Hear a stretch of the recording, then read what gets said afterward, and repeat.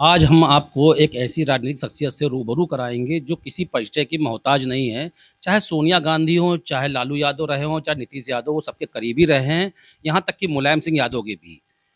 मोहम्मद अदीब पूर्व राज्यसभा सदस्य रहे हैं और आज मौजूदा समय में मुस्लिम समाज के लिए वो काम कर रहे हैं। जो राजनीतिक हालात हैं उन पर हम चर्चा करेंगे। क्या कहना चाहते हैं मोहम्मद अदीब साहब और किस तरह से वो लेते हैं जो मौजूदा समय में जिस तरह से लगातार मुसलमानों की अनदेखी की जा रही है, उन हालातों पर हम चर्चा करेंगे जी। शुक्रिया जनाब। अ, देखिए, मैं 79 ईयर्स का हो गया हूँ। मैं अलीगढ़ यूनिवर्सिटी में 66 में अलीगढ़ यूनियन का सदर बना था और जब से मैं पॉलिटिकल गलियारों में रहा हूँ, कभी हमने ये सोचा नहीं था कि हम मरने से पहले ऐसे हिंदुस्तान को देखेंगे जहाँ इंसान इंसान को मारकर जश्न मनाता हो, जहाँ इस बात पे वोट दिया जाता हो कि एक खास कम्युनिटी को कौन परेशान कर सकता है, उसको वोट मिलता है और वो हुकूमत बनाता है। ये हमारे तसव्वुर में था नहीं। हम तो उस कौम से ताल्लुक़ रखते हैं जिसने अपने खून को बांटा था। हमारी माँ के, हमारे ख़ानदान के लोग पाकिस्तान चले गए अपनी रोटी रोटी कमाने। मेरी माँ यहीं रही, मेरा ख़ानदान यहीं रहा और हमने जिन्ना को ठुकराया, गांधी को अपनाया। हमने सांझी विरासत को माना। सांझी विरासत जो है, ये दो कौमों की तहजीब का संगम है। इस संगम को हम देख रहे हैं अपनी आंखों के सामने कि इंसान सिर्फ इस बात पर खुश है कि हमने किसी को तंग कर दिया। ये हिंदुस्तान हमने नहीं देखा था। अदीब साहब, आपका सीधा इशारा नरेंद्र मोदी सरकार की तरफ है। हम आपसे जानना चाहेंगे किस तरह के हालात आपके सामने आए हैं, क्या किन हालातों में आपको ये लग रहा है कि आज मुसलमान सुरक्षित नहीं है? इससे ज्यादा क्या होगा मेरे अजीज, कि जब आप जेलों में जाए 80% लोग हमारे लोग। अभी कल का एक मैंने यही पढ़ा कि खालिद उमर, कन्हैया, ये सब वो जेएनयू के नौजवान बच्चे थे जो बोलते थे, और जो बोलते थे उसमें से कन्हैया तो आज एक बड़ा लीडर है। 4 साल से खालिद उमर जेल में है, बेल नहीं मिलती। क्यों? कोई कोई वजह है? हर सुप्रीम कोर्ट के जजमेंट, हाई कोर्ट के जजमेंट कहते हैं बेल आपका हक है। आप क्या कहेंगे इसको? देखिए, इस मुल्क में बड़ी मुसीबत ये हुई है कि सब कुछ झूठ की बुनियाद पे हुआ है। यहाँ जितनी भी बड़ी मूवमेंट चली है सब झूठ की बुनियाद पे। लेकिन आपको नहीं लगता जो मुस्लिम है वो वोट बैंक का शिकार रहा है? सिर्फ पॉलिटिकल एजेंडे के तहत उसको इस्तेमाल किया गया है। मुसलमानों के साथ मामला ये हुआ कि मुसलमान को एक डर था। हमें याद अपना बचपन भी। मैं गुलाम मुल्क में पैदा हुआ, लेकिन आंख होश तो संभाला आज़ाद हिंदुस्तान में। उस वक्त भी कभी कभी सुनने को मिलता था, मेरे दोस्त कहते थे भाई तुम्हारा तो पाकिस्तान बन गया, यहाँ क्यों रह रहे हो? उनको क्या बताते कि भाई हमने क्या गलती कर दी है कि अगर कुछ दीवाने वहां से भाग गए तो हम क्या करें इसका। लेकिन हुआ यह है कि आज के दौर में आप देखिए कि ये सब हो क्या रहा है।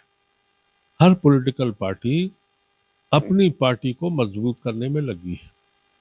देश बचाने का मसला किसी के पास नहीं है। आज देश इसलिए खतरे में है, हमारा इस मुल्क से ताल्लुक यहाँ के कॉन्स्टिट्यूशन से है। यहाँ का जो यूनिक कॉन्स्टिट्यूशन है दुनिया में किसी के पास नहीं था।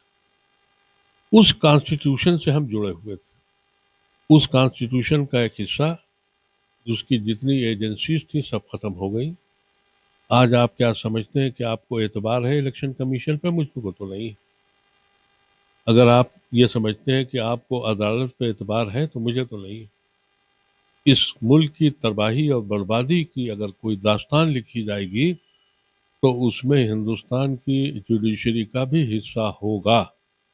बहुत से इश्यूज ऐसे हैं जो पेंडिंग पड़े हुए हैं। बहुत संगीन आरोप है ये। बिल्कुल मैं सही कह रहा हूँ आपसे। उसकी वजह यह है कि बहुत से ऐसी इश्यूज हैं जिसको फौरन फैसला होना चाहिए। Regarding the Muslim issue, I can tell you very frankly, जब बाबरी मस्जिद गिरी, एक एक्ट आया, और वो एक्ट ये था कि जो भी रिलीजियस चीजें हैं वो वैसे की वैसे रहेंगी। वो पेंडिंग क्यों है? या तो पार्लियामेंट को चाहिए कि उसको अमेंड करे, या सुप्रीम कोर्ट का काम यह है कि जो भी कानून है उसको इम्प्लीमेंट करे। यही काम है ना, पार्लियामेंट का काम है कानून बनाना, कोर्ट का काम है उसको इम्प्लीमेंट करना। अजीब साहब, ज्ञानवापी का मामला जो चल रहा है, इसको किस रूप में आप देखते मैं आपसे यही तो अर्ज कर रहा हूँ। अभी वो सुप्रीम कोर्ट को संज्ञान नहीं ले रहे हैं कि एक मस्जिद जिसका मुकदमा चल रहा है उसमें आपने मंदिर और पूजा की इजाजत कैसे दे दी? या तो वो एक्ट एग्जिस्ट नहीं करता, या सुप्रीम कोर्ट को इमरजेंसी नहीं दिखाई पड़ती। हैं? ओवैसी साहब भी यही बात कह रहे हैं। नहीं, मुझे ओवैसी से मैं इत्तेफाक नहीं करता हूं, लेकिन उनकी बात में जो है वो गलत नहीं है। ओवैसी से मैं उतना ही इख्तलाफ करता हूं जितना विश्व हिंदू परिषद से करता हूं। मैं ये समझता हूं कि यह मुल्क मुसलमान या हिंदू या किसी मजहब के नाम पर कोई आदमी सियासत को नहीं करनी चाहिए। जिस तरह से ये बीजेपी हिंदू मजहब को एक्सप्लॉइट कर रही है, मैं ये समझता हूं कि ये सनातन धर्म है ही नहीं। मैं तो सनातन धर्म को यह मानता हूं कि सनातन धर्म में जो एक्सेप्टेंस है, जैसे हम लोग बड़े कट्टरपंथी मुसलमान होते हैं, एक अल्लाह को मानते हैं, लेकिन वहां सनातन धर्म में आप ब्रह्मा को भी मानते हैं, आप इंद्र को भी मानते हैं, आप राम को भी मानते हैं, आप सभी को मानते हैं। तो आप क्या एक्सेप्टेबिलिटी है? लेकिन उस धर्म में इतनी नफरत है ही नहीं जो आज दिखाई जा रही है। अरीब साहब, अगर बात करें मुल्क की, तो यहाँ पे जो चाहे आज़ादी का मामला रहा हो, चाहे देश के विकास का रहा हो, बराबर का योगदान है हिंदू मुसलमान सभी जाति धर्मों का। लेकिन जो मौजूदा हालात है उनके लिए आपने चर्चा की, आपने बातें बताई हैं जिस तरह से, क्या लगता है मुसलमानों के जो हालात है इसके लिए जिम्मेदार कौन है? इसके जिम्मेदार तो सब पार्टियां हैं, किसी एक की जिम्मेदारी नहीं है। ये कांग्रेस पर आपने एतबार किया, उसके बाद समाजवादी पार्टी रही, क्षेत्रीय दल की बात करें, बसपा रहा हो, चाहे रालोद हो, एक एक करके आप देख रहे हैं कहीं ना कहीं एतबार आपका टूटा है हर बार। देखिए, मैं आपसे एक वाकया बताऊं। कांग्रेस, इंदिरा गांधी जब प्राइम मिनिस्टर थी, तो हम लोग मुस्लिम डेलीगेशन यूपी से गया। डॉक्टर फरीदी थे, इश्तियाक कुरैशी थे, और यूपी के जो टॉप मोस्ट मुस्लिम लीडर्स थे उसमें मैं भी गया था। इंदिरा गांधी ने बैठते के साथ ही मुसलमानों को जनसंघ के बारे में डराना शुरू किया कि साहब ये जनसंघ वाले ये करने नहीं देते, जनसंघ वाले ये करने नहीं देते। और मैंने देखा कि मेरी लीडरशिप खामोश है और टाइम खत्म होने लगा। मैंने देखा धवन साहब का पर्चा आ गया, मैं समझ गया।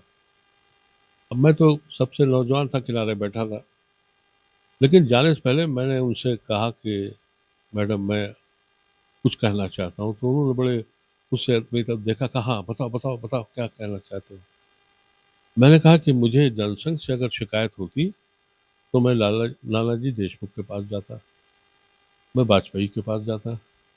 मुझे तो आपसे शिकायत है कि इतने फसाद हो रहे हैं और ये हो रहा। तो कुछ कहने के बजाय, वो बड़ी डिसेंट लेडी थी, एकदम से उन्होंने हंसना शुरू कर दिया और कहा मियाँ साहबजादे, मैं कब कह रही हूँ कि मेरी पार्टी बहुत अच्छी है, तुम उसमें आओ, खराब लोगों को निकालो। ये कह के इसीलिए कहा, अगर हम बात करें, जब राज्यसभा सदस्य के रूप में आपको भेजा जाना था, जी, सोनिया गांधी ने आपकी पैरोकारी की थी, ये बात सच है? पैरोकारी नहीं की थी, मुझे टिकट दिया था, मैंने टिकट नहीं मांगा था। मुलायम सिंह यादव शायद अबू आजमी के लिए जोर लगा रहे थे। मैं आपको बताऊं, मैं सोनिया गांधी के बहुत करीबी लोगों में रहा हूं, मैं उनकी बड़ी इज्जत करता हूं। अहमद पटेल मेरे दोस्त थे, मुलायम सिंह जी मेरे जेल के साथी रहे जब राजनारायण जी लीडर हुआ करते थे, मधुरमाई जी। तो हम लोग एक साथ 70s में हमने यहाँ बड़े धरने दिए हैं, और कमलापति त्रिपाठी जी चीफ मिनिस्टर थे, उनके खिलाफ बड़े यहाँ जुलूस झंडे किए हैं। मुलायम सिंह जी वो अलग ब्रीड थी, वो पढ़े लिखे अजीब लोग, बहुत ही, यानी वो लोग थे जो वाकई समाजवाद को समझते थे और दोस्त बनाते थे। अखिलेश यादव से अपेक्षाएं पूरी नहीं हो रही हैं आप लोगों की? अखिलेश यादव से मेरे कोई ताल्लुकात नहीं है। हालांकि वो, मैं उनको जानता हूँ, जब मुलायम सिंह जी की मोहब्बतें मेरे साथ थी, लेकिन अखिलेश जी मुझे टाइम नहीं दिया। उन्होंने 2 एक बार, तो फिर हम कभी मिले नहीं उनसे। राज्यसभा सदस्य आपको बनाया जाना था 2009 से लेकर 14 के रिजीम की हम बात करते हैं, उस समय कांग्रेस की सरकार थी। तो मुलायम सिंह यादव जी और कांग्रेस और समाजवादी पार्टी के सहयोग से ही आप राज्यसभा गए थे। उसके बाद से आपको करीबी लोगों में गिना जाता है, माना जाता है कि मुलायम सिंह जी करीबी रहे, समाजवादी पार्टी तमाम नेता ऐसे हैं जो आपके काफ़ी करीबी रहे हैं। मौजूदा हालातों की हम बात करें तो क्या लगता है आपको अखिलेश यादव कहाँ फेल होते हैं? आखिर में जो मुस्लिम वोट बैंक है, उसका विश्वास क्यों नहीं जीत पा रहे वो? देखिए, सबसे बड़ी बात यह, आपको पहली चीज़ मैं बताऊं, मैं पार्लियामेंट गया, मेरी अपनी शर्त थी कि मैं इंडिपेंडेंट जाऊंगा। आप ताज्जुब करेंगे, सोनिया जी ने अप्रूव किया, मुलायम सिंह जी का खून मेरे पास खुद आया कि मैं तुम्हें अपने वोट दे रहा हूँ। मैंने मांगे नहीं थे, ना गया था उनके पास, ना सोनिया जी के पास। जब सोनिया जी के पास 20 वोट थे सरप्लस, और सरप्लस 20 वोट इनके पास थे, मुलायम सिंह जी के पास। सोनिया जी ने कहा कि भाई एमजे अकबर खड़े हैं बीजेपी से, इनको हराना है और तुम खड़े हो जाओ कांग्रेस पार्टी से। तो मैंने कहा कि नहीं। मैं आज भी आपको बता दूं कि मैं कांग्रेसी हूँ, कांग्रेस पार्टी का मेंबर नहीं हूँ। मैं समाजवादी हूँ, समाजवादी पार्टी का मेंबर नहीं हूँ। इसलिए कि ये पार्टियां असल में वो नहीं कर रही हैं जिस सब पार्टी का ये निज़ाम है। कांग्रेस की आइडियोलॉजी वो आइडियोलॉजी है जो मेरे सीने के अंदर रक्त है। ये सब एक कड़वा सवाल है, लेकिन आपसे पूछूंगा, 2013 में सितंबर में जब बीजेपी ने प्रधानमंत्री पद के चेहरे के रूप में मोदी को लॉन्च किया, उस समय ये चर्चा आम थी कि मोदी आ जाएगा तो मार-काट हो जाएगी। उसमें आपने इमरान मसूद जैसे नेताओं ने कहा कि बोटी-बोटी काटने के लिए उन्होंने नारे तक लगाए, तमाम बातें कहीं। तो क्या लगता है 2014 से लेके अब तक मुसलमानों की कितनी अनदेखी हुई, कितना उनका अहित हुआ है और कितना नुकसान आप देखते हैं इस? मुसलमान अब सड़क पे नमाज नहीं पढ़ सकता, पार्क में नमाज नहीं पढ़ सकता। हाँ, गुरुग्राम में आपके खिलाफ एफआईआर भी दर्ज हुई थी इसी मामले को लेकर। जी हाँ, मेरे ऊपर एफआईआर हुई, फिर विड्रॉ की। जी हाँ, जी हाँ, उन्होंने विड्रॉ की। मैं दो एफआईआर की गई, और आज भी कर सकते हैं वो। उसकी वजह यह है कि मैं हक बात से कभी जाता नहीं हूँ। आपने कहा कितना नुकसान हुआ है। अगर हम अपनी नोएडा के अंदर जुमे के दिन, अगर आप मस्जिद की बाउंड्री के बाहर अगर ज़्यादा लोग हो जाएं, तो अक्सर ये होता है कि हो गए तो वहाँ चप्पल वप्पलें हटा के वहाँ नमाज पढ़ लेते हैं। आप वहाँ पढ़ेंगे, आप जेल चले जाएंगे। बरखिलाफ उसके, रामनवमी में पूजा मंदिर में नहीं होती, मस्जिद के बाहर तलवारें लहरा के होती है। ये वो हिंदुस्तान है? ये सेकुलर हिंदुस्तान है? खुलेआम ये ऐलान किया जाता है कि साहब आप यहाँ लाउड स्पीकर बंद कर दीजिए, यहाँ हमारी यात्रा निकल रही है।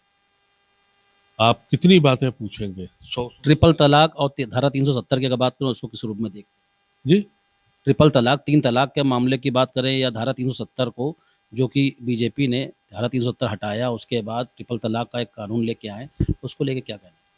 भाई ट्रिपल तलाक सुप्रीम कोर्ट ने ऑलरेडी ऑर्डर पास कर दिया था। अब आप सुप्रीम कोर्ट के ऑर्डर के बाद आप बिल क्यों ला रहे हैं? इसलिए कि आपको वोट लेने। ये तो एक गिमिक है। तो ऑलरेडी सुप्रीम कोर्ट का ये इससे कितना इत्तेफाक रखते हैं? अब रहा 370 का। 370 में जहां तक सवाल है, 370 मुसलमानों का नहीं था। राजा हरि सिंह ने कॉन्ट्रैक्ट किया था गवर्नमेंट ऑफ इंडिया से, और राजा हरि सिंह साहब वो थे जिन्होंने ये कहा था कि मैं आज़ाद कश्मीर चाहूँगा। और इस कश्मीर को जोड़ने वाला कौन था? वो शेख अब्दुल्ला था। आज शेख अब्दुल्ला और शेख अब्दुल्ला का बेटा फारूक अब्दुल्ला देशद्रोही है, और जिसने अलग मुल्क बनाया था वो आज देशभक्त है। तो कितने जख्म दिखाएं आपको कि हम कहाँ कहाँ थे। अजीब साहब, आपने अभी कहा कि आप कांग्रेसी हैं लेकिन कांग्रेस में नहीं है, समाजवादी पार्टी मतलब समाजवादी हैं लेकिन समाजवादी पार्टी में नहीं है, तो निश्चित तौर पर कहीं ना कहीं छला गया है, आपको कहीं तकलीफें हुई हैं। तो सोनिया गांधी से इतनी नज़दीकियां हैं, कभी चर्चा नहीं होती, परिचर्चा नहीं होती कि आखिरकार वोट बैंक के रूप में ही क्यों इस्तेमाल किया जा रहा है आप लोगों को? अभी समाजवादी पार्टी की बात करें, राज्यसभा सदस्य के रूप में भेजा जाना था, 3 नाम गए, जया बच्चन, आलोक रंजन और तीसरे सुमन जी। तो ऐसे में क्या लगता है कोई मुस्लिम नुमाइंदगी नहीं रही, रहनुमाई नहीं रही कि क्या करना है? मुसलमानों को धीरे धीरे करके सबने किनारे किया। मुसलमानों के ऊपर बाबरी मस्जिद के वाक़े के बाद हिंदुस्तान की तारीख बदल गई। मुसलमान हिंदुस्तान का ये डर गया कि हमें बीजेपी और आरएसएस हमारे खिलाफ है, वो हमें मारेगी, जिसको पॉलिटिकल पार्टीज ने बहुत इस्तेमाल किया। मुसलमान ने पूरे दिल और खुलूस के साथ, आज भी लड़ाई किस बात की है मैं आप सर्च कर दूं, लड़ाई सिर्फ इस बात की, समझौते क्यों नहीं हो पा रहे। जहां मुसलमान है वो पॉलिटिकल पार्टी वहां से इलेक्शन लड़ना चाहती है, क्योंकि मुसलमान का झारम झार वोट मिलना है, हम वहां से जीत जाएं। हमने तो एक्सेप्ट कर लिया था कि जो मुस्लिम इलाके हैं वहां से आपने नॉन मुस्लिम्स को कैंडिडेट खड़ा किया, हमने वो भी एक्सेप्ट कर लिया कि भाई हमारा इलाके से हिंदू आ जाए, हम जिता देंगे। आप कोई ऐसी हिंदुस्तान की कोई एक सीट बता दीजिए, एक सीट जो हिंदू इलाके से कोई मुसलमान जीत के, चपरासी भी आ गया हो। हम देशभक्त उत्तर प्रदेश की हम बात करते हैं तो 403 विधानसभाएं हैं यहाँ पर और 143 सीटों पर सीधा असर है मुस्लिम का। और 43 सीटें तो ऐसी हैं जिस पे लगता है कि मुस्लिम के बिना तो वहाँ कुछ हो ही नहीं सकता। उसके बावजूद भी नतीजे विपरीत रहे आप लोगों के। क्या माना जाए, कहीं ना कहीं मुस्लिम समाज कहीं ना कहीं डाइवर्ट हो रहा है, वोट बैंक डाइवर्ट हो रहा है बीजेपी की ओर भी, चाहे पसमानदा मुसलमान ही क्यों ना हो?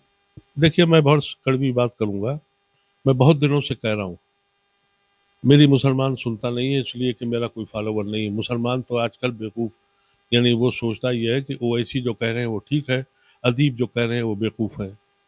मैं कहता हूँ मुसलमानों से एक फैसला करो, एक इलेक्शन में बाइकाट कर दो, न वोट डालो न इलेक्शन लड़ो। फिर इस मुल्क में फिर नहीं, लड़ाई होगी रोजी रोटी पर, हिंदू मुसलमान पे बंद हो जाएगी जो पिछले 20 साल से हो रही है। ये बात कही आप। और हिंदू मुसलमान की लड़ाई जब ही बंद होगी, मैंने आज से 10 दिन पहले भी दिल्ली में एक इंटरव्यू में कहा कि मैं मर जाऊंगा उसके बाद तुम्हें ख्याल आएगा कि अगर तुम ये तमाशा करते रहे, ये कभी नहीं। आप क्या समझिए लड़ाई क्या है कलकत्ते में? आपने एक संगठन भी बनाया है IMCR, इसका क्या रोल है? देखिए, मैंने संगठन यूं बनाया कि मैंने ये देखा कि मुस्लिम लीडरशिप जिसकी बात आप कर रहे हैं वो धीरे धीरे करके मौलवियों के हवाले हो, तो मौलवियों के हवाले हो गई और मौलवियों ने इन लोगों के साथ साठगांठ करी। मैंने एक आवाज ये लगाई थी कि भाई ये पढ़े लिखे मुसलमान, दानिश्वर, इंटेलेक्चुअल्स, इनको इस मुल्क को बचाना है। और बचाना इसलिए है कि अभी एक बड़ी तादाद सेकुलर हिंदुओं की मौजूद है जो हमसे ज्यादा परेशान है। वो देख रहा है कि ये कि पाकिस्तान टाइप का हिंदुस्तान बनने जा रहा है, वो अकेला हो गया है। तो हमने ये कहा कि भाई इंडियन मुस्लिम्स जो इंटेलेक्चुअल क्लास है वो इकट्ठा हो, सेकुलर हिंदुओं को के पीछे खड़ा हो और एक नए गांधी की तलाश करे, तभी ये मुल्क बचेगा। उसके तहत हमने हिंदुस्तान भर के दौरे किए। इंटेलेक्चुअल्स अब हमारे साथ, यानी की लोगों में से पॉलिटिशियंस में फारूक अब्दुल्ला साहब हैं, रहमान साहब हैं, पूरे हिंदुस्तान के लोग हैं। हम लोग जाते हैं मुख्तलिफ जगहों पर, ब्यूरोक्रेट्स हैं, रिटायर्ड फौजी हैं, ये टेक्नोक्रेट्स हैं, इन सबको इकट्ठा किया। एक मुहिम आपने जारी की है, लेकिन हम बात करते हैं का जो पूर्व की सच्चा कमेटी की रिपोर्ट रही हो या रघुनाथ मिश्रा आयोग की रिपोर्ट रही हो। हालांकि महाराष्ट्र में मुस्लिमों की जो हालात थे उन पर अध्ययन करने के लिए एक रिपोर्ट वहाँ पे भी कमेटी गठित की गई थी। उन रिपोर्टों का, उनकी सिफारिशों की बात की कितनी लागू हुई, कहाँ तक पहुँची, कितना काम कर रही है इस पर? देखिए, इसके पीछे आपको शुरू से जाना पड़ेगा। जब ये मुल्क आज़ाद हुआ, मैं तो नेहरू को मानता हूँ, नेहरू मेरा आइडियल है। नेहरू जी को किसने तंग किया? कांग्रेस ने, उनके अपने कुलीग्स ने। नेहरू को आज़ाद फ्री हैंड लेने नहीं दिया, पूरा ग्रोह था। आपको पता है कि यहाँ ये जो बाबरी मस्जिद का तमाशा हुआ और जो ये मूर्ति रखी गई वहां, उस वक्त यहाँ कौन प्राइम मिनिस्टर, चीफ मिनिस्टर था? गोविंद बल्लभ पंत। होम मिनिस्टर कौन था? लाल बहादुर शास्त्री। और वहाँ अयोध्या में अक्षय बर्मल कांग्रेस के सेक्रेटरी वो मर्द बल पे बैठ गए। मैं आपसे कह रहा था कि कांग्रेस नेहरू को कितना फेस करना पड़ा।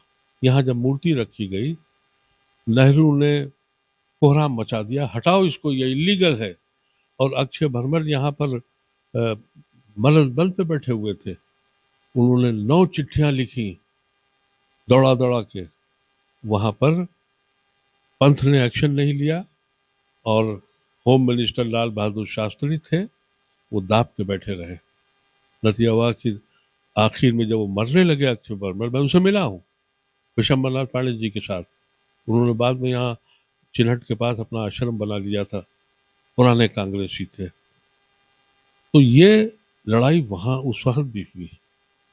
और जब बाबरी मस्जिद गिरी तो यहाँ कल्याण सिंह थे, वहां नरसिम्हा राव थे। तो आप कैसे कहेंगे कि सब अच्छे थे? यही वजह थी कि एक पूरा ग्रोह था जो कांग्रेस में, जो ये नहीं चाहता था। और फिर मौलाना आजाद के मरने के बाद तो फिर कोई मुसलमान लीडर बचा ही नहीं था। आखिरी प्लेयर जिनसे मेरा ताल्लुक था वो फखरुद्दीन अहमद थे, जिन्होंने मुझे बड़ा इंकरेज किया था और स्टूडेंट लाइफ में भी मैं उनके साथ था। और अजीज़ कुरैशी भी उन्हीं की पैदावार हैं। वो हम लोग कुछ कोशिश करते थे, लेकिन कभी भी हमने ये नहीं सोचा था कि हम ऐसे एक्सप्लॉइट होंगे। पहले आपको अब देखिए, इस मुल्क में कभी कोई अब मुसलमान ये सोच सकता है कि वो चीफ मिनिस्टर बनेगा? महाराष्ट्र में मुसलमान चीफ मिनिस्टर बना, बिहार में चीफ मिनिस्टर बना, आसाम में बना, कहाँ नहीं बना। लेकिन अब तो मंत्री भी नहीं बन सकते आप। मंत्री के लिए एक पोस्ट क्रिएट हो गई है, माइनॉरिटी मिनिस्ट्री। मुसलमान उसमें भी खुश है। और मैं तो मुसलमानों का मजाक उड़ाता हूँ कि तुम खुशी मनाओ, तुम उससे हट गए हो। कुछ दिन के बाद नमाज के मंत्री बनोगे और कुछ दिन के बाद फिर ज़कात और खैरात के मंत्री बनोगे, खुश रहोगे। उत्तर प्रदेश की बात करें, सूबा सबसे बड़ा सूबा है ये। करीब 80 लोकसभा सीटें हैं, 403 विधानसभाएं हैं। यहाँ की बात करें तो आजम खां के बाद कोई दूसरा मुस्लिम लीडर तैयार नहीं हो पाया। देखिए, आजम खान साहब को इसलिए थे कि मुलायम सिंह साहब ने, वो समाजवादी जहन के आदमी थे और दोस्त को दोस्त कहते थे। आजम खान साहब को जो एब्सोल्यूट पावर दी थी, आजम खान मेन मुजरिम हैं। वो चाहते तो 10 मुस्लिम लीडरशिप डेवलप कर सकते थे। मुलायम सिंह का हाथ उनके ऊपर था, लेकिन ऐसा उन्होंने किया नहीं। नहीं, उन्होंने मुसलमानों को और दबाया कि कोई आने ना पाए। तो अब जब ऐसे लोग आएंगे, मुझसे एक बार मुलायम सिंह जी ने कहा, हम लोग साथ बैठे थे, उनका भाई यार मैं बहुत से लोगों से मिलता हूँ, पढ़े लिखों से मिलता हूँ, अलीगढ़ वालों से मिलता हूँ, तुम्हारी सबकी दोस्ती है? मैंने कहा जी है। तो बोले आजम खान से तुम्हारा क्या मामला? मैंने कहा हमारा कोई मामला नहीं, आजम खान हमसे बहुत जूनियर हैं अलीगढ़ के एतबार से, हमसे बहुत बाद में पढ़ा उन्होंने। तो उन्होंने कहा कि वो तुमसे खफा क्यों रहते हैं? तो मैंने उनसे कहा कि हमारी आपकी सियासी जिंदगी जेपी मूवमेंट से होगी। बोले हाँ। तो हमने कहा हम पैदावार हैं जेपी मूवमेंट के, और वो पैदावार हैं बाबरी मस्जिद के मलबे की। वहां से सियासत शुरू हुई, जहां हमारी सियासत खत्म हो गई थी, जहां हमारी आरजुएं खत्म हो गई थी, जहां हमारा हिंदुस्तान का तस्वुर तबाह हो चुका था, वहां से सियासत शुरू हुई। कि जो कष्ट आपने बयां किया है, फिर एक सवाल हम आपसे करने जा रहे हैं। योगी आदित्यनाथ जो सूबे के मुख्यमंत्री हैं, वो लगातार कह रहे हैं कि 3 धार्मिक स्थलों की बात है, अगर स्वेच्छा से मुसलमान इनको दे दे तो आगे कोई बात नहीं होगी। पहले उन्होंने अयोध्या की बात की, अब अयोध्या में राम मंदिर बन गया, उसके बाद उन्होंने काशी और मथुरा की बात भी कर रहे हैं, और पूरे एक तरह से मुहिम चल रही है। इसको किस रूप में लेते हैं और क्या कहना चाहेंगे? देखिए, मैं आदित्यनाथ जी को, अब वो चीफ मिनिस्टर हैं, लेकिन चीफ मिनिस्टर से पहले तो मैं ये जानता था कि इनके ऊपर एक मर्डर का मुकदमा है, उनके ऊपर एक दंगे का मुकदमा है, उनके ऊपर ये मुकदमा है, इतना ही मैं जानता था। ये मेरी बदनसीबी है, इस मुल्क की बदनसीबी है कि ये सब चीज़ें ख़त्म हो गई हैं। लेकिन मुश्किल ये है कि यह जो इस वक्त की आज की सियासत है, वो चाणक्य ने ये एक बात कही थी कि अगर तुम्हें अपने ऐब छुपाने हैं, तो सरकार चलानी है, हुकूमत करनी है, तो एक दुश्मन को क्रिएट करो। और वो दुश्मन अब क्रिएट हो गया है मुसलमान। अब मुसलमान एक दुश्मन है, इसमें फैक्ट्रियां बंद हो जाएं, नौकरियां खत्म हो जाएं, सब कुछ बर्दाश्त है, लेकिन एक दुश्मन खड़ा है। जब वोट डालने जाओ तो मियाँ की फोटो हो। यह है आज की हकीकत, और यही हकीकत में इस तरह के लोग आ रहे हैं। कभी आपने सोचा था कि हम सिर्फ इस बुनियाद पर इलेक्शन जीत जाएंगे कि हमने फला के साथ दंगा करा दिया, उसको ठीक कर दिया। होम मिनिस्टर ये कहता है कि हमने सबक सिखा दिया 2002 वालों को, जो वहाँ गुजरात में हुआ था, और सच्चा चाहते हो। लेकिन इतना बड़ा मुल्क ऐसी हालत में पहुंच गया है, और ऐसे ऐसे लोग आ गए हैं। लड़ाई इसलिए नहीं लड़ी जा रही है कि हर पॉलिटिकल पार्टी इस चक्कर में है कि हम किसी सूरत से बड़े हो जाएं। अब बड़े होने पर भी उनकी सिक्योर सीटें वही हैं जहां मुसलमान हैं, तो वो सीटें अखिलेश को भी लड़नी है, वो कांग्रेस को भी लड़नी है, और वो अभी जयंत भाग गए, उनको भी लड़नी थी। सोनिया जी तो सबक लिए चली गई हैं। उन्होंने कह दिया कि यहाँ से चुनाव नहीं लड़ेंगी रायबरेली से। तो ये गढ़ माना जो एक किला माना जाता था कांग्रेस का, मजबूत किला था।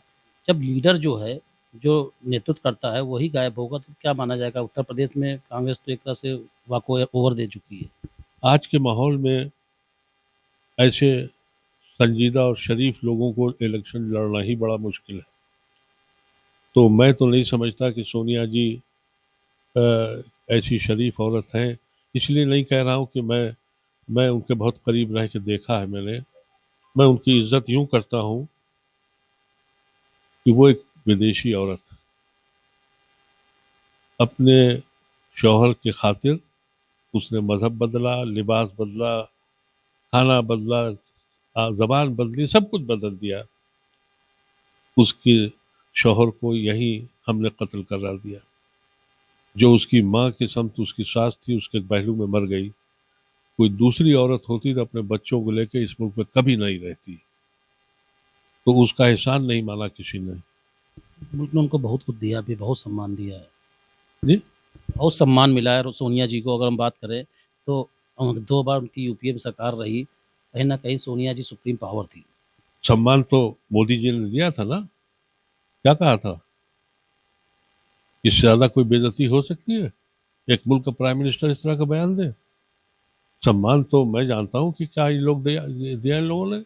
जब वो उस औरत ने दो बार उनको प्राइम मिनिस्टरशिप ऑफर हुई, राजीव गांधी के मरने के बाद और फिर उसके बाद तो जीतने के बाद, तो क्या कहा कि हम सर मुंडा लेंगे, फला कर देंगे, सम्मान अम्मान नहीं इससे दिया। उम्मीदें हैं आप लोग क्या करेंगे? क्या आप अगला का क्या कदम होगा?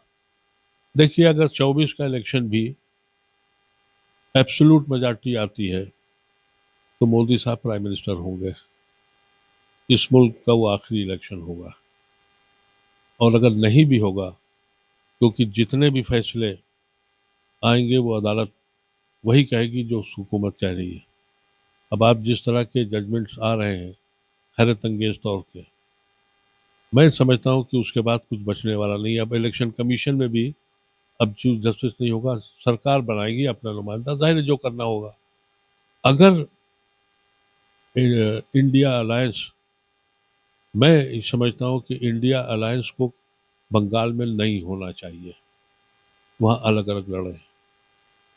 ये आपको अजीब सा लगेगा, लेकिन मैं जो सोचता हूँ पंजाब में नहीं होना चाहिए। और अगर इन दो जगहों के अलावा अलायंस हो जाए कुछ सीटों पर, और अगर एब्सोल्यूट मेजॉरिटी बीजेपी को नहीं आती है, तो फिर मोदी साहब नहीं आएंगे, इस मुल्क में सुकून हो जाएगा। क्योंकि अलायंस के लिए आपको याद होगा कि बीजेपी को खड़ा किया था अडवाणी ने, लेकिन जब सरकार बनाने की अलायंस की बात आई तो आरएसएस वाजपेयी को ले आई। उन्होंने कहा कि साहब ये सबके साथ अलायंस हो गया, मोदी के साथ किसका अलायंस होगा? उन्होंने किसी को छोड़ा है? ना अकालियों को छोड़ा, न शिवसेना को छोड़ा, किसी को नहीं छोड़ा। तो ऑब्वियस है कि वहाँ लाइन में गडकरी भी हैं और हमारे यहाँ के, हमारे यूपी के ये भी मौजूद हैं, तो कुछ लोग बैठे हुए हैं। मैं समझता हूँ कि अगर इंडिया अलायंस इनको 200 के आसपास ले आती है तो कम से कम ये जो गैंग है जाहिलों का, ये जाहिल लोग हैं। देखिए, वाजपेयी जी भी बीजेपी में थे, हमें उनसे कोई शिकायत यूं नहीं थी। वो महज़ब आदमी थे, वो हिंदुस्तान के उस आइडिया को बिलीव करते थे। ये जो शख्स है, ये तिजारत के अलावा इसके जहन में कोई चीज है ही नहीं। अब कोई आदमी, आप जाइए एयरपोर्ट पे, वो जो, मैं तो ट्रॉली लेना पड़ती है, मुझे व्हील चेयर लेना पड़ती है, मुझे लेके चलते हैं बेचारे। पूछो भैया क्या करते हो साहब, बिहार में रहते हैं, क्या पाते हो साहब, डेली वेजेस पे है, कॉन्ट्रैक्ट है। अब वो गरीब आदमी अगर एक दिन बीमार पड़ गया तो उसे पैसे नहीं मिलेंगे। प्रदीप साहब बात करते हैं, आप पूर्व राज्यसभा सदस्य रहे हैं, मौजूदा समय में राज्यसभा के जो मेंबरशिप है इसको लेके जद्दोजहद चल रही है, 27 को इलेक्शन है, लगातार देखने को मिल रहा है 10 सीटों में चुनाव होना है। चुनाव की नौबत आ चुकी है क्योंकि 7 सीटें बीजेपी ने पहले प्रत्याशी उतारे थे और 3 पे सपा ने। हालांकि सपा ने किसी भी मुस्लिम कैंडिडेट नहीं बनाया। अब 8वां प्रत्याशी भाजपा ने उतार दिया है संजय सेठ को। ऐसे में निश्चित तौर पर चुनाव होना लाजमी है। तो क्या मानते हैं, किस तरह से इसको देखते हैं? नहीं, मेरे ख्याल से वो 8वें कैंडिडेट को कोई असर नहीं होगा, लेकिन सरप्राइज है। सरप्राइज लोगों को है, हमें नहीं है, क्योंकि अखिलेश का तो ये शुरू से एटीट्यूड रहा है कि मैं मुसलमान जाएगा कहाँ। आपको याद होगा कि आजम खान साहब उनको हेलीकॉप्टर देते थे मुलायम सिंह कि जाइए आप मुसलमानों में, और जाते थे हेलीकॉप्टर में सीना इना फुला के, तो वोट वोट लाते थे। अखिलेश ने तो उनको साइकिल भी नहीं दी थी कहीं जाओ, उनका मुसलमान तो खुद ही वोट देगा। पिछली बार ये 2022 के इलेक्शन में मैं दिल्ली आया था, लखनऊ, मैंने कोशिश करी, लोगों से मिला, अखिलेश का अपॉइंटमेंट नहीं मिला। मैं ये कह रहा था कि भाई आप मिल के लड़ लीजिए, मुसलमानों को भी समझाया कि भाई ये क्या कर रहे हो। उन्होंने मुसलमानों को स्टेज पे बैठने नहीं दिया, बुलाया तक नहीं स्टेज पर।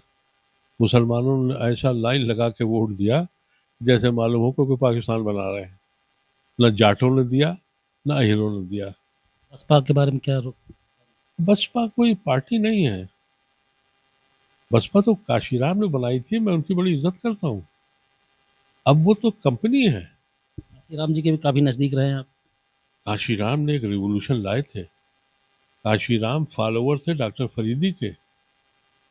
काशीराम ने मुझसे कहा, 67 में सबसे पहले यहाँ परिहार को बुलाया था डॉक्टर फरीदी ने, और इसी सफ़ेद बारादरी में एक बहुत बड़ा जलसा हुआ था और हम उसमें शरीक थे। तो जब मैं बाहर था, विदेश में था, वापस आया तो काशीराम जी ने मुझे बुलाया, मुझसे बात की और उन्होंने कहा कि भाई उस वक्त डॉक्टर फरीदी ने जो प्रोग्राम किया था कि बैकवर्ड, दलित, मुस्लिम्स, पिछड़ा तबका मिल के बने, ये डॉक्टर फरीदी ने शुरू किया था।